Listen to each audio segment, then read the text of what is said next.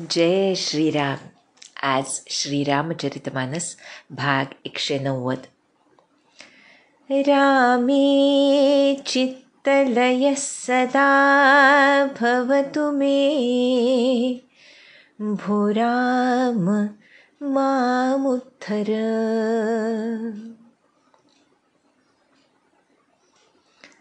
उद्धार होण्यासाठी चित्तलय आवश्यक आहे असं भोलेनाथ या वचनामध्ये सांगतायत आम्हाला, नाही का? रामरक्षेमधलं वचन आहे हे, प्रत्यक्ष भोलेनाथांचं वचन आहे की तुमच्या चरणी चित्तलय व्हावा आणि माझा उद्धार व्हावा असं करा. भोलेनाथांचा उद्धार त्यामध्ये लिहिलेला आहे, त्यांनी सांगितलं आहे असं नाही. जे सबंध जगताचा उद्धार करण्याची क्षमता राखतात त्या भोलेनाथांनी हे आमच्यासारख्या सामान्य जीवांच्या उद्धारासाठी काढलेले उद्गार आहेत आणि प्रत्यक्ष भोलेनाथांचे उद्गार आहेत. त्यामुळे त्याचं महत्त्व काय आहे हे आमच्यासारख्यांना कळावं, त्यानुसार आमचं आचरण व्हावं. आणि कुणी सांगितलं आहे तर भोलेनाथांनी सांगितलं आहे. आणि कोण आहेत भोलेनाथ? तर प्रेमसमुद्र आहेत. प्रेमसमुद्रानं ज्यांना ओळखलं जातं, प्रेमसमुद्र ह्या विशेषणानं, असे भोलेनाथ आहेत. आणि त्यामुळे सर्व भक्त जे असतात ना, ते ह्या भोलेनाथांचा मार्ग अनुसरतात. आणि भोलेनाथांचा मार्ग अनुसरणं म्हणजे काय? तर अंतरंगामध्ये त्यांची करुणा भाकून, म्हणजेच सद्गुरूंची करुणा भाकून भोलेनाथांची विरक्ती आणि प्रेम आमच्या अंतरंगामध्ये सदोदित निवास करावं, यासाठी त्यांची करुणा भाकणं. कारण आपण ह्या पूर्ण मानसमध्ये बघतो आहोत की कसं प्रेम आणि विरक्ती या एकाच नाण्याच्या दोन बाजू आहेत. अनुराग आणि विराग म्हटलं आहे तुलसीदासांनी अनेक ठिकाणी, की विराग आहे तर तो अनुराग असणारच. आणि इथे भरतासारख्या महात्म्याचं वैराग्य आणि अनुराग या दोन्ही गोष्टी आम्हाला तुलसीदास इतक्या रसभरित भाषेमध्ये सांगतायत की एका क्षणासाठी तरी वाटून जातच ना आपल्यापैकी प्रत्येकाला, तरी एकदा तरी त्या भरताचं दर्शन व्हावं. नाही का? श्रीरामांचं दर्शन पुढेच आहे, पण ह्या भक्तश्रेष्ठाचं दर्शन होणं म्हणजेच खरं श्रीरामांचं दर्शन होणं आहे. आणि हे दर्शन अंतरंगात होत असतं. त्यामुळे हे भरत दर्शन आम्हाला तुलसीदास घडवतायत, याबद्दल खरोखर त्यांच्या चरणी किती कृतज्ञता व्यक्त करावी असं वाटतं. कितीही केली तरी ती कमीच आहे. इतकं भरभरून आम्हाला तुलसीदासांनी दिलेलं आहे ह्या रामचरितमानसमधून. आणि आता तर भरताच्या प्रेमाचा उद्रेक आम्हाला या भागामधून तुलसीदास सांगणार आहेत. कारण वसिष्ठ भरताला घेऊन, पुरजनवासियांना घेऊन श्रीरामांकडे गेलेत आता, नाही का? आणि सांगितलं की तुम्हीच आता उपाय सांगा जेणेकरून पुरवासी, माता आणि भरत यांचं भलं होईल. आणि हे जेव्हा वसिष्ठांनी सांगितलं तेव्हा पुढे श्रीरामांनी काय केलं, काय म्हणाले, इथून आजच्या भागाची सुरुवात आहे. म्हणाले तुलसीदास, आरत कहि बिचारी न काऊ, सूझ जुआरी आपन दाऊ, सुनि मुनि बचन कहतर घुराऊ, नाथ तुम्हारे ही हाथ उपाऊ. पहा बरं, अगोदर वसिष्ठ काय म्हणताय तिथे, त्यांनी सांगितलं ना की तुम्ही सर्वांच्या हृदयात निवास करता, त्यामुळे सर्वांचा चांगला वाईट भाव तुम्ही जाणताच. त्यामुळे तुम्ही भरताचा भाव जाणता, त्याचं दुःख जाणता. आणि पुढे वसिष्ठ म्हणतायत की दुःखी लोक कधी विचार करून बोलतील का. आणि तुलसीदासांनी उपमा पहा काय दिली आहे की जुगाऱ्याला आपल्या डावाचाच विचार असतो. म्हणजे ज्याला काहीतरी साधायचंय त्याच्या मनात जर दुःख असेल तर त्यानुसारच तो बोलणार, असं वसिष्ठ सांगतायत. हे सर्व समजून तुम्ही सांगा काय करायचं ते, हे त्यांना रघुनाथांना सांगायचे. आणि हे सुनी मुनी बचन कहत रघुराऊ. आता रघुनाथ हे मुनींचं बोलणं ऐकून काय म्हणाले की गुरुवर्य, जो उपाय आहे तो तुमच्याच हातामध्ये आहे. कारण काय सांगतायत रघुनाथ पहा. म्हणाले, सब करहित रुख राहुरी राखे, आयसु किये मुदित फुर भाषे, प्रथम जो आयसु मो कहु होई, माथे मानी करऊं सिख सोई. पहा बरं, उगीच लीला विहारी नाहीत म्हणत प्रभूंना. म्हणताय तिथे तुमचं मनोगत जे आहे ते त्याचं पालन करण्यामध्ये, म्हणजेच तुमची आज्ञाच सत्य आहे असं मानून प्रसन्नतेनं त्याचं पालन करण्यामध्येच सर्वांचं हित आहे. त्यामुळे प्रथम मला आज्ञा करा, ती शिरोधार्य मानून मी त्याप्रमाणेच करीन. पहा बरं, प्रभूंनी असं सांगितलं वसिष्ठांना की तुम्ही श्रेष्ठतम आहात, गुरु आहात, प्रत्यक्ष रघुकुलाचे गुरु आहात, सामान्य पोस्ट नव्हे ती, नाही का. त्यामुळे तुम्ही जे सांगाल ते आम्ही सर्वजणच पालन करू, असं रघुनाथ म्हणतायत. पुढे म्हणतायत, पुनि जेही कह जस कहब गोसाई, सो सब भांति खटी ही सेवकाई, कह मुनि राम सत्य तुम भाषा, भरत स्नेह विचारू न राखा. ऐक पहा बरं, म्हणतायत हे स्वामी गुरूंना म्हणतायत बरं की तुम्ही ज्याला जसं सांगाल त्याप्रमाणे प्रत्येक जण तुमच्या आज्ञेचं पालन करेल. पण यावर वसिष्ठ काय म्हणतायत पहा. म्हणाले, रामा, तुम्ही म्हणताय ते खरं आहे, पण भरत स्नेह विचारू न राखा. ह्याच्यामध्ये प्रेमाचं वर्चस्व दिसून येतं पहा. कोण आहेत मुनी वसिष्ठ? ब्रह्मज्ञ आहेत, ब्रह्मज्ञानी आहेत, वेदज्ञ आहेत, धर्मज्ञ आहेत, काय योग्य काय अयोग्य याचे पूर्ण ज्ञाते आहेत. पण म्हणतायत भरताच्या प्रेमापुढे माझा विचार टिकू शकत नाहीये. म्हणजे थोडक्यात इथे वसिष्ठांना हेच सांगायचं आहे की श्रीरामांनी जो मार्ग अवलंबलाय, जे ठरवलंय वनात राहणं, कारण त्यामध्येच पित्याच्या आज्ञेचं पालन आहे, मातेच्या वचनाचं पालन आहे, हे धर्मदृष्टीनं योग्यच आहे. पण भरताच्या प्रेमापुढे हा धर्मविचार माझा काही टिकू शकत नाहीये म्हणतायत वसिष्ठ. पुढं काय म्हणतायत पहा भरताबद्दल.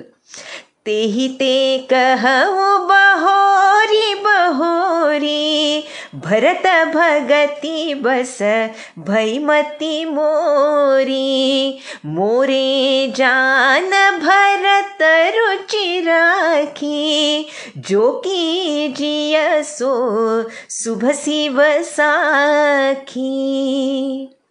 भरत बिनय सादर सुनिय, करिय विचारु बहोरी, करब साधु मत लोक मत, नृपनय निगमनि चोरी. वसिष्ठ म्हणतायत माझा स्वतंत्र विचार काही टिकू शकत नाहीये भरताच्या प्रेमापुढे, म्हणून मी तुम्हाला वरचेवर सांगतोय, म्हणतोय मी वरचेवर की माझी बुद्धी पहा बरं, भरत भगती बस भईमती मोरी. माझी बुद्धी भरताच्या भक्तीच्या अधीन झाली आहे. त्यामुळे काय गोड सांगितलंय पहा वसिष्ठांनी. म्हणाले, मला असं वाटतं की भरताची रुची, भरताला जे हवंय ते सांभाळून जे काही केलं जाईल ते सर्व शुभच असेल, या माझ्या बोलण्याला प्रत्यक्ष भगवान भोलेनाथ साक्ष आहेत म्हणतायत. जो कीजिय सो सुब शिव साखी. शंकर साक्षीला आहेत की भरताची आवड, भरताला जे हवंय ते सांभाळून जर काही केलं तर ते सर्व शुभ असेल. म्हणजेच भरताच्या भक्तीला कुठेही ठेच पोचू नये हेच वसिष्ठांचं मनोमन मागणं आहे प्रभूंकडे. त्यामुळे म्हणाले की प्रथम तुम्ही एक काम करा.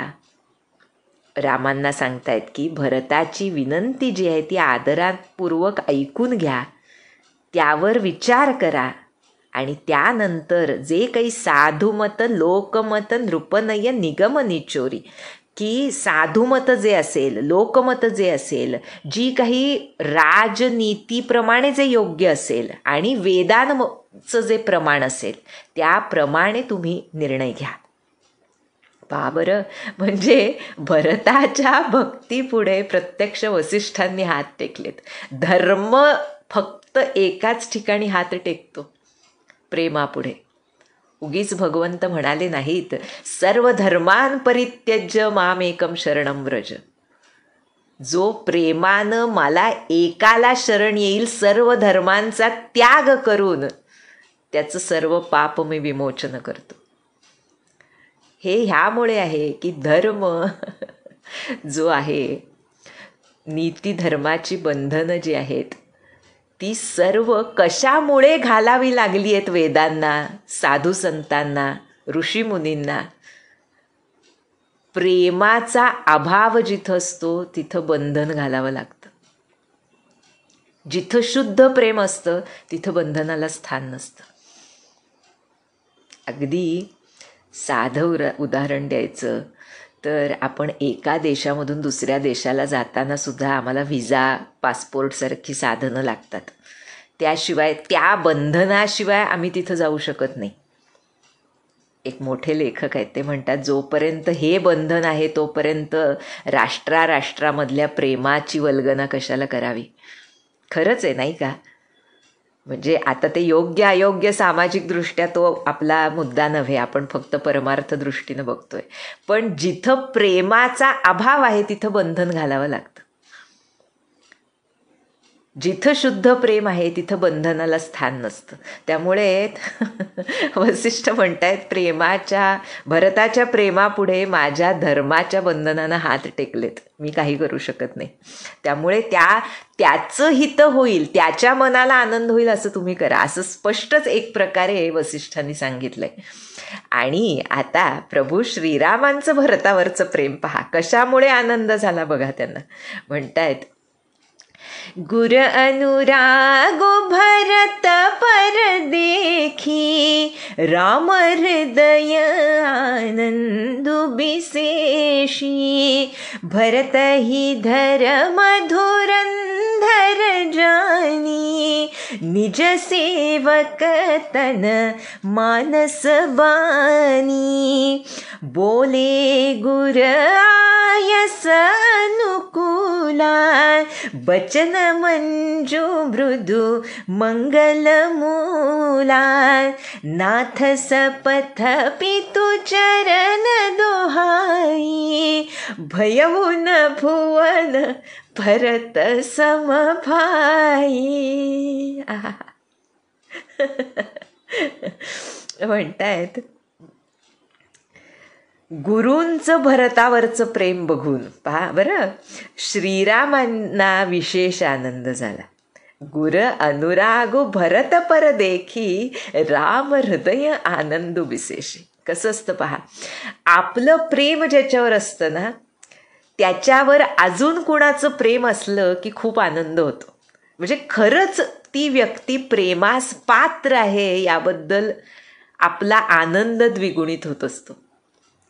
त्यामुळे नेहमी असं वाटतं, नेहमी असं म्हटलं जातं, संतही सांगतात की दोन संत जेव्हा एकमेकांमध्ये भेटतात तेव्हा जर तिसऱ्या संतानं त्यांची ती भेट आणि प्रेम एकमेकांमधलं बघितलं तर त्यासारखा आनंद तर तिसऱ्या संतासाठी नसतो. दोन संतांमधलं परस्पर प्रेम बघणं यासारखा आनंद तिसऱ्या संतासाठी नसतो. म्हणजे संत वृत्तीची जी माणसं आहेत त्यांनाच फक्त आपण प्रेम करत असलेल्या व्यक्तीवर अजून कोणी प्रेम करतं याचा आनंद होत असतो. आणि इथं तर प्रत्यक्ष वसिष्ठ मुनी आहेत, गुरु आहेत. त्यामुळे एका दृष्टीनं गुरुबंधू आहेत, गुरुबंधू सुद्धा आहेत राम भरत, नाही का. त्यामुळे माझ्या गुरुबंधूवर माझ्या गुरूंचं इतकं प्रेम आहे ज्याच्यावर माझं निरतिशय प्रेम आहे.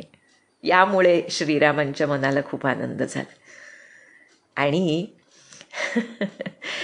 भरत कसा आहे सांगताय तिथे, तर धर्म धुरंधर, धर्मनिष्ठ आहे आणि तन मन वचनानं आपला सेवक आहे. निज सेवक तन मानसबानी असं समजून श्रीरामचंद्र गुरु आयस अनुकूला, गुरूंच्या आज्ञेला अनुकूल जे आहे असं वचन बोलले. कसं होतं ते वचन सांगितलंय, वचन मंजू मृदू मंगल मूला, कल्याणाचं मूळ असलेलं मनोहर कोमल असं वचन बोलले. काय बोलले, हे गुरुवर्य, मी तुमची शपथ घेऊन आणि वडिलांच्या चरणांची शपथ घेऊन सांगतो, सत्य सांगतोय म्हणतायत. काय, भयहुन भुवन भरत समभाई, या विश्वामध्ये भरतासारखा भाऊ कोणी झाला नाही आजवर. कोण म्हणतंय, प्रभू श्रीराम म्हणतायत. आणि पुढे म्हणतायत पहा की जे गुरपद अंबुज अनुरागी, ते लोक हूँ बेद हूँ बड़ भागी, राउर जा पर अस अनुरागू, को कही सकई भरत कर भागू, लखी लघु बंधु बुद्धि सकुचाई, करत बदन पर भरत बड़ाई, भरतु कहि सोई किए भलाई, अस कही राम रहे अरगाई. श्रीराम काय म्हणतायत पहा, म्हणाले जे लोक गुरूंच्या चरणकमली प्रेम बाळगतात ते खूप भाग्याचे असतात. लोकहूँ वेदहूँ, लोकदृष्ट्या सुद्धा आणि वेददृष्ट्या सुद्धा असे लोक ज्यांचं गुरुचरणी अनुराग आहे ते खूप भाग्यवान असतात. मग ज्याच्यावर तुमच्यासारख्या गुरूंचं इतकं प्रेम आहे त्या भरताच्या भाग्याची प्रशंसा कोण करू शकेल. प्रभू श्रीराम बोलतायत बरं की गुरुचरणी अनुराग असणं हेच खूप भाग्यवंताचं लक्षण आहे. पण असे गुरु ज्यांच्या चरणकमली अनुराग असला पाहिजे असे गुरु भरताची प्रशंसा करतायत, भरतावरचं प्रेम दाखवतायत. मग भरतासारखा भाग्यवान कोण असेल. पण झालंय काय म्हणतायत पुढे श्रीराम की लहान भाऊ आहे माझा तो, त्यामुळे त्याच्या तोंडावर त्याचं कौतुक करायला मला थोडा संकोच वाटतो. पण तरीही मी हे पुन्हा सांगतो, भरतु कहि सोई किये भलाई, की भरत जे काही सांगेल त्याप्रमाणे करणंच हिताचं होईल, चांगलं होईल. असं म्हणून राम रहे अरगाई, शांत झाले. श्रीराम गप्प बसले. आणि मग मुनिश्रेष्ठ वसिष्ठ भरताला म्हणतायत पुन्हा की तब मुनि बोले भरत सन, सब संकोचुत जितात, कृपा सिंधु प्रिय बंधु सन, कह हृदय कई बात. वसिष्ठ म्हणाले भरताला, हे बाळा तू संकोच सोडून दे आणि तुझे बंधू कृपा सिंधू आहेत, माहीत आहे ना तुला. त्यामुळे अशा कृपेचा सागर असलेल्या श्रीरामांना, आपल्या प्रिय बंधूंना आपल्या मनातला विचार तू निस्संकोचपणे सांग. असं वसिष्ठांनी सांगितल्यानंतर भरतानं काय केलं, सुनी मुनी बचन राम रुख पाई, गुरु साहिब अनुकूल अघाई, लखी अपने सिर सबु छरु भारो, कही न सकही कछु करही बिचारू, पुलकी शरीर सभा भय ठाढ़े, नीरज नयन नेह जल बाढ़े, कहब मोर मुनिनाथ निबाहा, एहि ते अधिक कहूँ मैं कहा.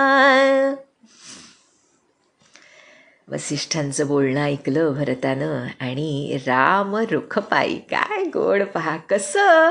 म्हणजे ना आमच्याकडे कानडीमध्ये असं म्हटलं जातं की सतत एखाद्याचं तोंड बघत राहतो एखादा मनुष्य. म्हणजे काय आता ते मराठीमध्ये सांगता येत नाही, पण म्हणजे सतत त्याच्या चेहऱ्यावरचे हावभाव बघत राहणं ह्याला रुखपायी म्हणतात अवधी भाषेमध्ये. म्हणजे त्या समोरच्या व्यक्तीच्या चेहऱ्यावरच्या हावभावांनुसार आपली पुढची कृती, बोलणं, विचार ठरवणं. आणि जो सरळ हृदयाचा आहे तोच असा दुसऱ्यांच्या चेहऱ्यावरचे हावभाव बघून त्याला मन दुखावणार नाही अशा दृष्टीनं आपलं पुढचं बोलणं योजतो. महाराज जे सांगतात ते याच दृष्टीनं आहे की समोरच्या व्यक्तीची प्रतिक्रिया विपरीत न होईल अशा दृष्टीनं, त्याचं मन न दुखावेल अशा दृष्टीनं बोलणं, त्याला राम रुखपायी म्हणतात. खरं बघायला गेलं असं वाटलं आता की प्रत्येकच वेळेला जर नुसतं रुखपायीच्या ऐवजी आपण राम रुखपायी बघत गेलो, प्रत्येक व्यक्तीमध्ये जर राम कसे त्यांना काय वाटेल या दृष्टीनं जर आपण विचार करत गेलो तर खरंच आमचं बोलणं, वागणं, कृती हे सगळं आमच्या महाराजांना आवडेल असंच होईल, नाही का. त्यामुळे इथे श्रीरामांचं रुख बघून, त्यांचा कल बघून आणि ते दोघे आपल्याला अनुकूल आहेत हे बघून भरताला वाटलं आपने सिर सबू छरू भारू. आता या दोघांनी सगळं ओझं माझ्या डोक्यावर दिलंय असं पण भरताला वाटलं बरं का, की आता पुढे काय बोलायचं, काय सांगायचं हे सगळं आपल्या शिरावर आहे असं वाटून पुढे भरताला काही बोलता येईना. तो विचार करू लागला. आणि मग पुढे पुलकी शरीर सभा भय ठाढ़े, नीरज नयन नेह जल बाढ़े, कहब मोर मुनिनाथ निबाहा, एहि ते अधिक कहूँ मैं कहा, मैं जानऊ निज नाथ सुभाऊ, अपराधी हूँ पर कोहन काऊ, मो पर कृपा स्नेहु विशेषी, खेलत खुनी सन कबहू देखी, शिशुपन ते परिहरे उन संगू, कबहू न कीन मोर मन भंगू, मैं प्रभु कृपा रीति जिय जोही, हारे हूँ खेल जितावही मोही, महु स्नेह सकोच बस सनमुख कही न बैन, दर्शन तृपितन आजु लगी, प्रेम पियासे नैन. आहा. त्या सर्व सभेमध्ये भरत रोमांचित शरीरानं उभा आहे. त्याच्या नीरज नयन नेह जलभाडे, त्याच्या कमळासारख्या नेत्रांमधून प्रेमाश्रू वाहत आहेत. पूर आलाय प्रेमाश्रूंचा म्हटलंय. आणि म्हणतोय जे मला म्हणायचं होतं ते मुनीनाथ वसिष्ठांनी सांगितलंय. आता यापेक्षा जास्त मी काय बोलू, कारण मी माझ्या स्वामींचा स्वभाव जाणतो. प्रभाव नाही, स्वभाव म्हटलंय. मैं जानऊ निज नाथ स्वभाव. नाथ म्हटलंय बरं, बंधू म्हटलेलं नाही पहा इथे. माझ्या स्वामींचा स्वभाव मी जाणतो. कसे आहेत श्रीराम? तर अपराध्यावर सुद्धा कधी न रागावणारे असे आहेत. आणि मो परकृपा स्नेहू विशेषी खेलत खुनिसन कबहू देखी. माझ्यावर त्यांचं खास प्रेम आहे, हे मला माहीत आहे. खास कृपा आहे माझ्यावर. मी खेळामध्ये सुद्धा कधी त्यांना माझ्यावर नाराज झालेलं बघितलेलं नाही. लहानपणापासून मी त्यांची सोबत कधी सोडली नाही. पहा बरं, शिष्यानं काय करायचं असतं. गुरु काही करोत, कारण त्यांचं जे करणं असतं ते लीला असते. ते बोलोत न बोलोत आपल्यासाठी काही आमच्यासाठी करतायत असं वाटो न वाटो, पण शिसूपन ते परिहरेव न संगू. मी त्यांची सोबत कधी सोडली नाही लहानपणापासून, म्हणतोय भरत. आणि त्यांनीही माझं मन कधी दुखावलेलं नाही. कबहून कीन मोर मन भंगू. पहा बरं, पुढे म्हणतोय की मला प्रभूंच्या कृपेची रीत जी आहे ती चांगली माहिती आहे, मी बघितलेली आहे. कारण हारे हो खेळ जिता होई मोही. खेळात मी हारलो तरीसुद्धा प्रभू मला जिंकू द्यायचे. मी लहान भाऊ आहे, असे खूप प्रसंग आहेत बरं का. काही काही ग्रंथांमधून फार छान वर्णन आहे ह्याचं. की पहिलं जे म्हटलं ना की माझं मन कधी दुखावलं नाही, तर हा मंथरेच्या बाबतचा प्रसंग एका ग्रंथामध्ये आहे. की हे चारही भाऊ लहान असतात आणि खेळताना भरत की लक्ष्मण कुणीतरी खेळता खेळता झाडावरचे आंबे पाडताना तो दगड जाऊन मंथरेच्या पाठीला लागतो आणि ती खूप रागावते. आणि कुणी केलं असं म्हणत असताना हे तिघं भाऊ पुढे असतात. कोण? लक्ष्मण, भरत आणि शत्रुघ्न. आणि जेव्हा ती क्रोधित असते त्यावेळेला मागून श्रीराम येतात आणि म्हणतात तिला की माई क्षमा कर, चुकून माझ्याच हातून लागलं.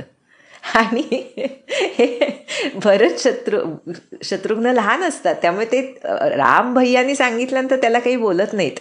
त्यामुळे मंथरेच्या मनात श्रीरामांनी मला दगड मारला ही भावना अनेक वर्षांपर्यंत, म्हणजे ते मोठे होईपर्यंत सुद्धा ताजी असते, असं वर्णन आहे एका ग्रंथामध्ये. ते खरं खोटं गोष्ट वेगळी, पण म्हणजे इथे जे दिलं आहे की कबहू न की न मोर मन भंगू. आणि खेळामध्ये सुद्धा कधी नाराज झाले नाहीत माझ्यावर. म्हणजे का मारलंस असं सुद्धा विचारलं नाही, माझ्याकडून लागलं हे सांगितलं होतं श्रीरामांनी, असं त्या ग्रंथामध्ये उल्लेख आहे. आणि दुसरं जे म्हटलं की त्यांनी माझं मन कधी दुखावलं नाही, कारण कसं होतं, लक्ष्मणाचा स्वभाव नेहमीच भरताची चेष्टा करणं, खूप प्रेमानं अर्थातच, पण असा स्वभाव भरताचा आहे, लक्ष्मणाचा आहे. त्यामुळे नेहमीच, आणि भरत हा सरलतेची प्रतिमूर्ती, म्हणजे खूप धारिष्ट्यानं म्हणावं असं वाटतं की श्रीरामांच्याही पुढे जाऊन सरलतेची प्रतिमूर्ती असा भरत आहे. त्यामुळे श्रीरामा नेहमीच अशा वेळेला भरताला आपल्या पाठीशी घालावं, लक्ष्मणाला खोटंच रागवावं, असा तो गोड संबंध या चारही भावंडांचा लहान असतानापासूनचा काही ग्रंथांमधून वर्णन आहे. आणि तेच इथे भरत सांगतोय की मी बघितलंय की खेळात मी हारलो तरी प्रभू मला जिंकू द्यायचे. पुढे काय सांगतोय पहा, की संकोचामुळे आणि प्रेमामुळे मी कधीच त्यांच्यासमोर तोंड उघडलं नाही. महू सनेह सकोच बस सनमुख कही न बैना. मी कधी त्यांच्यापुढे अधिक बोललो नाही. आणि प्रेमाचे भुकेलेले प्रेम पियासे नयन, माझे प्रेमाचीच ज्याला तहान आहे असे नेत्र प्रभूंचं दर्शन करून आजवर कधी तृप्त झालेले नाहीत. सतत त्यांचं दर्शन करत राहावं, त्यांच्यापुढे शांत दास्य भावानं राहावं, ते जे सांगतील त्याचं पालन करावं, त्यांच्यावर प्रेम करावं, ह्याच्या पलीकडे मला काही माहीत नाही म्हणतोय बरं तिथे. पण ह्या प्रेमाच्या गोष्टी चालू असताना आज भरताला स्मरण झालंय, किंबहुना ते स्मरण आहेच की कशासाठी मी इथे आलो आहे, कशामुळे आलो आहे, ते आता पुढे सांगतोय. म्हणाला, विधि न सके उसही मोर दुलारा, नीच बीचू जननी मिस पारा, यहु कहत मोहि आजु न शोभा, अपनी समुझी साधु सुचि कोभा, मातु मंदी में साधु सुचाली, उर अस आनत कोटि को चाली, फरई की कोदव बाली सुसाली, मुकता प्रसव की संबुक काली, सपने हूँ दो सकले सुन काहू, मोर अभाग उदधि अवगाहू, बिनु समुझे निज अघ परिपाकू, जारियो जाय जननी कही काकू, हृदय हेरि हारे सब ओरा, एक ही भांति भले ही भल मोरा, गुर गोसाई साहिब सिय रामू, लागत मोहिनी का परिणामू, साधु सभा गुर प्रभु निकट, कहूँ सुथल सति भाऊ, प्रेम प्रपंच की झूठ फुर, जानहि मुनि रघुराऊ, भूपति मरन प्रेम पनु राखी, जननी कुमति जगतु सबु साखी, देखी न जाहि बिकल महतारी, जरहि दुसह जर पुर नर नारी, मही सकल अनरथ कर मूला, सो सुनि समुझि सहियो सब सूला, सुनि बन गवनु कीन्ह रघुनाथा, करि मुनि बेश लखन सिय साथा, बिनु पान हीन पया देहि पाए, शंकरु साखी रहे एहि खाए, बहुरी निहारी निषाद स्नेहु, कुलिस कठिन उर भयउ न भेहु, अब सबु आँखिन देखे आई, जियत जीव जड़ सबई सहाई, जिन्हि निरखी मग सापिनि बीछी, तजहि विषम विषु तामस तीछी,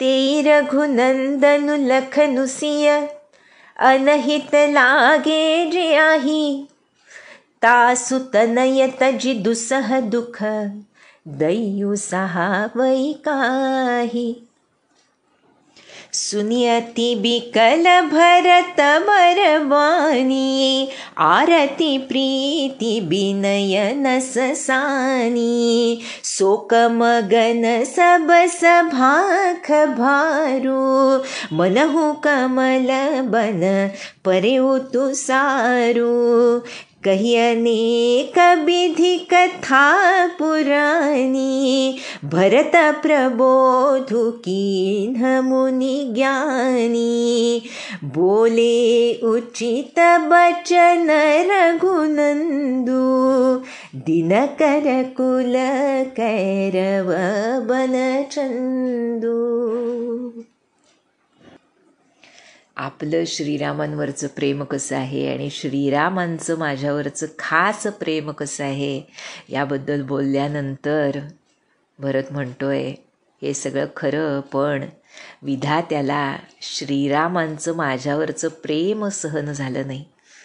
त्यामुळे त्यानं माझ्या दुष्ट मातेच्या निमित्तानं आम्हा दोघांमध्ये अंतर निर्माण केलं आहे. हे सांगणंही मला आज शोभत नाही म्हणतोय भरत, कारण स्वतःच्या समजुतीनं कोण पवित्र होतो का? अपनी समुझी साधू सुची कोभा. म्हणजे विधात्याला दोष देणं सुद्धा मला खरं शोभत नाही, असं भरत म्हणतोय की ही माझीच केवळ समजूत आहे की आमच्या दोघांमध्ये अंतर निर्माण केलं, हे सांगणं मला शोभत नाही. कारण म्हणतोय की माता दुष्ट आहे आणि मी काय सदाचारी आणि साधू आहे का, असं माझ्या मनात येणं हेच कोट्यवधी दुराचारांसारखं आहे. जे वाईट कणीस असतं ते कधीतरी उत्तम भात पीक निर्माण करतं का? जो शिंपलाच काळा असतो तो कधी मोती उत्पन्न करतो का? असं आहे. त्यामुळे फक्त माता दुष्ट आहे आणि मी सदाचारी असं नाही, तर माझाही तितकाच दोष आहे, असं भरत इथं सांगतोय. पुढे म्हणतोय, खरं बघावं तर स्वप्नात सुद्धा कुणामध्येच दोषाचा लवलेशही नाही. केवळ खरं हेच आहे की माझं दुर्दैव हाच तो अथांग समुद्र आहे. त्यामुळे मी माझ्याच पापांचा हा परिणाम आहे हे लक्षात घेतलं नाही आणि विनाकारण मातेला सुद्धा कटुवचन बोललो आणि दुखावलं. इथे एक गोष्ट लक्षात घेण्यासारखी आहे की माता नतू वैरेणी म्हणालेला भरत ज्या वेळेला श्रीरामांसमोर आलाय, त्यावेळेला श्रीरामांच्या मनात माझ्या मातेबद्दल किती आदर आहे आणि किती प्रेम आहे याबद्दल पूर्ण समज भरताला आहे. अगोदर आपण बघितलं, भरतानं म्हटलं सुद्धा कैकेयी मातेला की माझ्याहून अधिक तुझं रामांवर प्रेम होतं ना, आणि रामांनी सुद्धा तुझ्यावर कौसल्या मातेपेक्षा अधिक प्रेम केलं आहे आजपर्यंत. त्यामुळे जेव्हा रामांसमोर भरत बोलतोय त्यावेळेला मातेला मी दोष दिलेलं माझ्या बंधूंच्या जे अंतर्यामी आहेत त्यांनी ओळखलं आहे आणि त्यामुळे त्यांनी माझ्यावर अजून माझ्याबद्दल त्यांचं वाईट मत झालेलं असणार असं वाटून भरत इथे म्हणतोय की मातेला सुद्धा मी उगीच दोष दिला. कसं असतं पहा, भगवंतांचं सानिध्य, सद्गुरूंचं सानिध्य म्हणजे योग्य असून सुद्धा जर ते गुरूंना मान्य नसेल, भगवंतांना मान्य नसेल, म्हणजे इथं लौकिकदृष्ट्या बघितलं तर कैकेयी मातेला दोष जो भरतानं दिला त्याला चूक कसं म्हणता येईल, पण ते श्रीरामांना मान्य नाही ना. त्यामुळे भरत एक प्रकारे इथे माफी मागतोय थोरल्या बंधूंची की मी उगीच बोललो मातेला. आणि पुढे म्हणतोय की अशा रीतीनं मी सर्व बाजूंनी माझ्याच मनामध्ये हृदयामध्ये शोधतोय, पण मी हरलो. माझ्या कल्याणाचा एकही उपायच मला सुचत नाही की एकाच या गोष्टीनं माझं निश्चित भलं होईल असं मला लक्षात येत नाही आहे.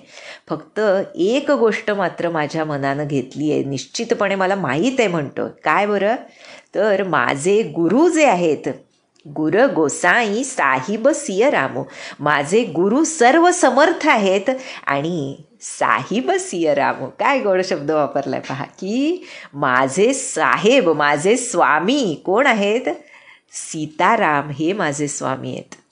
त्यामुळे परिणाम चांगला होईल असं मला वाटतं. माझ्या हृदयामध्ये माझ्या उद्धाराचा मार्ग मला दिसत नाही, पण गुरु सर्व समर्थ आहेत आणि सीताराम माझे स्वामी आहेत, त्यामुळे परिणाम चांगला होईल. त्यामुळे पुढे भरत म्हणतोय की ह्या साधू सभेमध्ये जिथं गुरु उपस्थित आहेत, स्वामी माझे उपस्थित आहेत, अशा या पवित्र तीर्थामध्ये मी सत्य भावनेनं सांगतो. हे प्रेम आहे की कपट आहे, हे खोटं आहे की खरं आहे, हे मी काय सांगू. जे सर्वज्ञ आहेत ते मुनी वसिष्ठ आणि अंतर्यामी रघुनाथच फक्त ते जाणतात. त्यामुळे माझी परिस्थिती अशी आहे की प्रेमाचा पण रघुनाथांनी पाळला, त्यामुळे पित्याचं मरण ओढवलं, मातेनं दुर्बुद्धीनं हे कार्य कृत्य केलं आणि याची साक्ष हे सबंध लोक आहेत, हे सबंध जग त्याची साक्ष आहे. माता इतक्या व्याकुळ आहेत, त्यांनाही मला बघवत नाही. बिकल महतारी. सर्व अयोध्या नगर आणि नगरवासी अत्यंत दुस्सह अशा पीडेनं जळतायत आणि या सर्व अनर्थाचं मूळच मी आहे हे ऐकलंय मी, हे जाणून घेतलंय.